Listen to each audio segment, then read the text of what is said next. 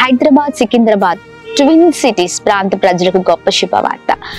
మరి ప్రతి నెల అద్భుతమైన రీతిలో 2వ శనివారం మరి సికింద్రాబాద్ హరిహర కళా భవన్ లో చక్కని అద్భుతమైన సువార్త స్వస్థత విడుదల తైలాభిషేక ఆరాధన జరుగుతుంది. అయితే ప్రత్యేకంగా ఈ సెప్టెంబర్ నెలలో 14వ తారీఖు మేము సికింద్రాబాద్ ప్రాంతానికి రాబోతూ ఉన్నాము. మరి చక్కని రీతిలో అదే స్థలంలో హరిహర కళా భవన్ లో మరి ఉదయము సాయంత్రము 2 ఆరాధనలు జరగబోతూ ఉన్నాయి. మరి ఎన్నో విషయాల్లో బాధపడుతూ ఉండొచ్చు, దిగులు పడవచ్చు, లేకపోతే ఇబ్బందికరమైన పరిస్థితుల వల్ల కృంగిపోయి ఉండొచ్చు. మరి ఆత్మీయ జీవితంలో పరిస్థితిని బట్టి ఆగిపోయిన జీవితాలుగా ఉన్నాయేమో జీవితాలు, కానీ దేవుడు ఈ ఆరాధన ద్వారా నూతనమైన కార్యాలు ప్రతి ఒక్కరి జీవితంలో జరిగించనే ఉన్నారండి. అద్భుతమైన శక్తివంతమైన స్తుతి ఆరాధనతో హృదయాలను కదిలించే మరి పరిశుద్ధాత్మ దేవుని మరి మాటలతో మరి దేవుడు బలమైన కార్యాలు మనందరి జీవితంలో జరిగించనే ఉన్నారు. తప్పక పాల్గొనండి.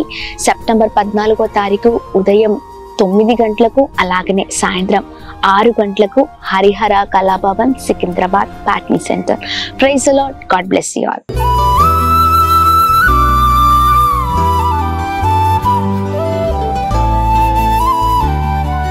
ఈ ఉదయం దేవుని వాగ్దానం. నీకు వాగ్దానం ఇచ్చిన దేవుడు నమ్మదగినవాడు, నిన్ను విడువడు, ఎడబాయడు. ప్రైజ్ ది లార్డ్ అండి. Good morning. అందరు బాగున్నారా? ఉదయకాల సమయంలో అందరికీ ప్రత్యేకమైన శుభములు తెలియజేస్తూ ఉన్నాను. దేవుడు మిమ్మల్ని, మీ కుటుంబాలను దీవించి సకల సమృద్ధి చేత ఆశీర్వదించును గాక.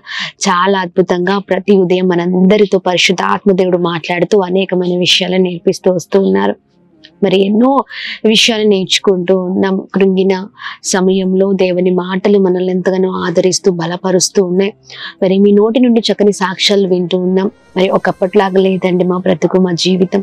ఇప్పుడు మరి దేవుని మాటలు వినడం ద్వారా మేము మా జీవితాలు మార్చిపడుతూ ఉన్నాయి. చక్కని నడవడిలో మేము నడుచుకుంటున్నామనే సాక్ష్యాలు మరి వింటూ ప్రభుని ఎంతగానో స్తుతిస్తున్నాం. ఇలాగనే మీరు దీవించబడాలి, మీరు గొప్పవారు అవ్వాలి, మనం అందరము దేవుని రాజ్యాన్ని కట్టాలి. ఆమె మరి ప్రతి ఒక్కరం కూడా మరి సరిచేయబడ్డప్పుడే దేవుని నామం మహిమపరచబడుతుంది కదా. మరి ఈ ఉదయకాల సమయంలో ఆలస్యం చేయకుండా మరో అద్భుతమైన దేవుని మాటని అందరం కలిసి ధ్యానిద్దామా. యెషయా గ్రంథం 66వ అధ్యాయము 2వ వచనం. ఎవడు దీనుడై నలిగిన హృదయము గలవాడై నా మాట విని వణుకుచుండును, వానినే నేను దృష్టించుచున్నాను. ఆమేన్. దేవుని నామానికి మహిమ కలుగుగాక. అద్భుతకరమైన మాటలే కదండి. ఎవరైతే దీన హృదయముతో మరి దేవుడు మాటకి లోబడి ఆయన మాటకి వణుకుతాడు అంటే ప్రతి విషయాన్ని దేవుడు మాట్లాడిన ప్రతి మాటని రిసీవ్ చేసుకొని భయభక్తులు కలిగిన జీవితంతో మరి ముందుకు వెళ్తారు. ఎదుగో వారిని దేవుడు దృష్టిస్తారు. ఆమేన్. వారిని మరి అద్భుతమైన రీతిలో దేవుడు మరి ప్రత్యేకంగా నడిపిస్తారండి. ఆయన మరి కనుదృష్టి ఎప్పుడు వారిపైన ఉంటుందని దేవుడు మాట్లాడుతూ వస్తున్నారు. ఈ ఉదయకాల సమయంలో దేవుని మాట వింటున్నావా ప్రియ సహోదర సహోదరి? ఇదిగో మనం ప్రతి విషయంలో భయభక్తులతో మనం నడుచుకోవాలి. దేవుడు మరి మనని దీన హృదయముతో మరి దేవుని మాటని వినే వారిగా ఉండాలని ఆయన ఆశపడుతున్న దేవుడై ఉన్నారు. దీనులుగా ఉన్నప్పుడే దేవుని మహిమను మనం చూడగలుగుతాం.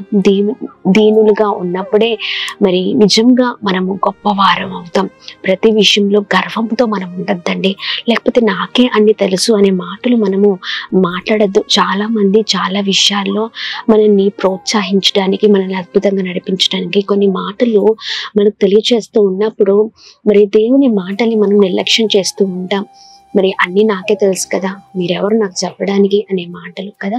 ఇలా కాదండి, ప్రతి విషయంలో జాగ్రత్తగా మనం ఉండాలి. అందుకే నీ చక్కని మాట చూడండి. ఎవడు దీనుడై నలిగిన హృదయము గలవాడే నా మాట విని వణుకుచుండును అని రాయబడి ఉంది కదా. అవునండి, దీన హృదయముతో మరి దేవుని మాటకి వణికేవారు అనగా భయము భక్తి కలిగిన వారిగా ప్రతి మాటను బట్టి మన జీవితము మరి నడుచుకున్నట్లయితే అద్భుతకరమైన జీవితాలు మన జీవితాలుగా ఉంచబడతాయి. ఉదయకాల సమయంలో దేవుని మాట నిర్లక్ష్యం చేస్తూ ఉన్నారా?